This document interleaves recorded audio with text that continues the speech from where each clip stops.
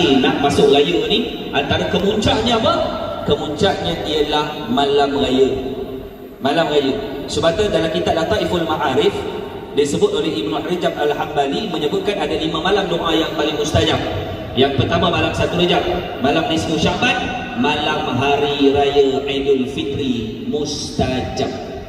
Kita malam raya lah kita kuitan. Betul tak? Gentil.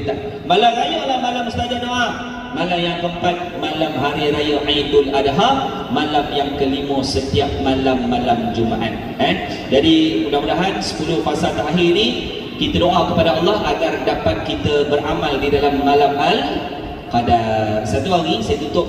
Satu hari Siti Aisyah datang jumpa Nabi. Ya Rasulullah, untung jadi orang lelaki. Orang lelaki ni wuzu tak ada apa, tak ada. 10 malam terakhir nak sembahyang, baca Quran, semua dia boleh buat. Kami orang perempuan ni kadang-kadang ada wuzu, nak sembahyang, alah Lailatul Qadar tak dapat buat ibadah. Nabi kata, wahai Aisyah, nak tak aku ajarkan kamu satu doa yang mana kamu baca doa ni, kalau malam itu malam Al-Qadar, kamu akan dapat Lailatul Qadar. Doa ni doa untuk bertemu malam Al-Qadar.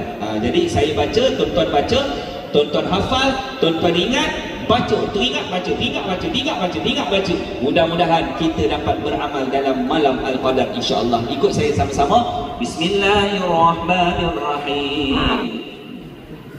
Allahumma innaka afuun karim tuhibbul afwa fa'fu anni.